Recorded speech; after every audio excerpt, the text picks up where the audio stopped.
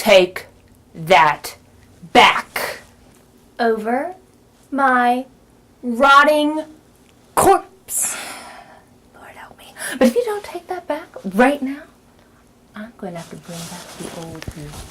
Okay, that's enough. You know, we'll let Todd decide this. No way in hell. Todd. No. Julie. Oh, no.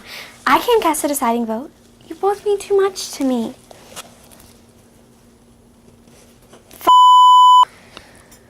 Okay, fine. I think Chronicles of Narnia and his Dark Materials are both exactly precisely the same in both quality and excellence, and that both ambitious to stop fighting with each other how good it is because both series are perfect. Coward. Pathetic. And both of you are taking your insanity out on poor Julie, who hadn't even read the books.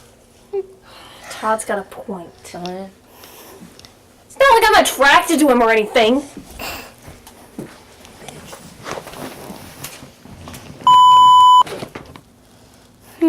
So nobody's done Dean R Koontz. So, Revival by Stephen King. But I said... So, Stephen King is like a hit or miss, as we all know, but this is one of his better ones. So it starts off as kind of like a Frankenstein ripoff in the loosest possible sense. But then it evolves and you get sucked into the characters and the mysteries, and then the ending is like something straight out of Rick and Morty, and you're like...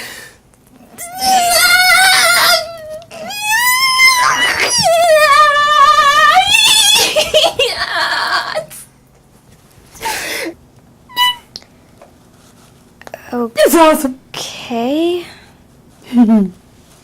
Okay, so about Dean R Koontz. Dr. Seuss and the Grinch and How the Grinch Stole Christmas, is that actually wasn't the Grinch's first appearance? His first appearance was really 2 years earlier in a 32-line poem called The Hubbub and the Grinch. And yeah, anytime you're dealing with Dr. Seuss, just like imagine Pierce Anthony hitting a bong before naming any character, and you're pretty close. Right. He doesn't? Yeah, really. But yeah, Dr. Seuss, of course, he went back and cashed in all the Grinch success and like wrote, I think, it was Halloween is Grinch Night. It was a TV musical special. And the interesting thing about that is that the rabid fan base is just split right in half as to whether or not it's the prequel or the sequel to How the Grinch Stole Christmas. And it's all because of the dog Max. Okay, nobody cares about that fringe nerd on fringe nerd crime. No, wait, Fringe is a great series. Sorry. Okay, so Dean R Koontz. Okay, Nothing Lasts Forever by Roderick Thurp. I'm Joseph Leyland, and I'm an old, retired New York City police detective and World War II vet. My wife died 8 years ago, but I'm in Los Angeles to visit my daughter, whom I have a strained relationship with. I'm Stephanie, his daughter, and I'm a high-powered oil exec. I invited my dad to my company Christmas party in the Claxon oil building. I'm Nita Tawny Gruber, and I am a German terrorist who takes over the building, capturing Stephanie and everyone else at the party so I can do terrorist things. Ha ha!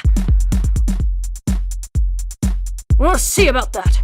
I'm gonna take you all out by myself because that's how much of a badass I am. Hold up, are you saying that this novel totally rips the Die Hard movie the hell off?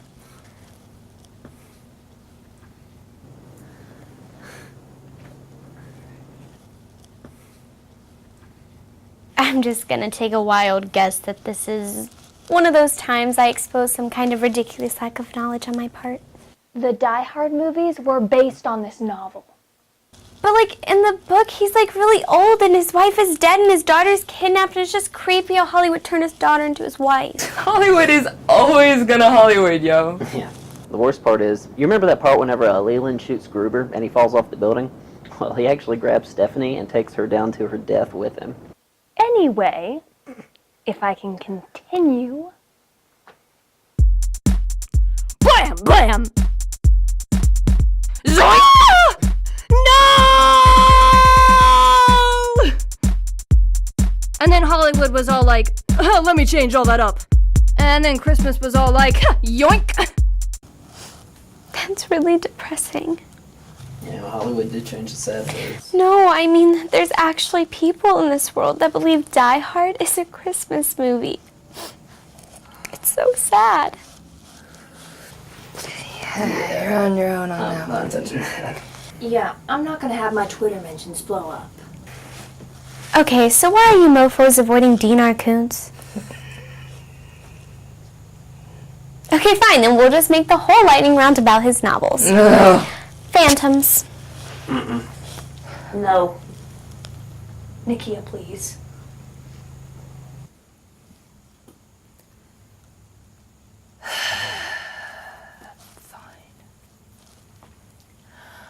A woman with a tragic backstory and a man who has rants about how people should be allowed to have all the guns they want meet and fall in love while battling an evil town-eating blob.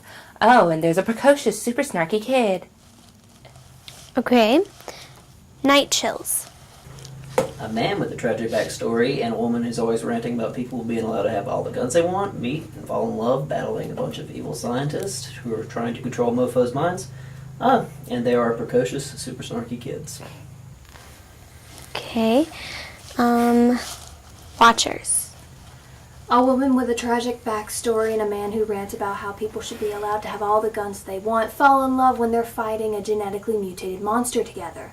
Oh, and there's a precocious, snarky dog. Midnight. A woman with a tragic backstory and a man who has rants about how people should be allowed to have all the guns they want meet and fall in love while battling an evil town full of regular people who've been converted into monsters. Oh, and there's a precocious, super snarky kid.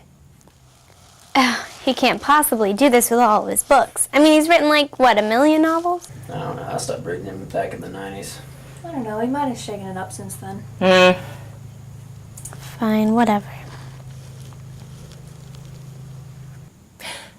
The precocious, smart-ass dog was pretty adorable, though.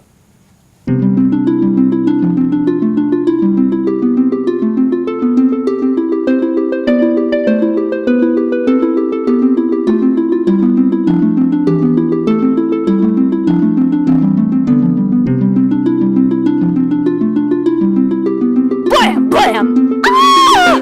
Zoink! It sounds like Scooby. It sounds like Scooby-Doo.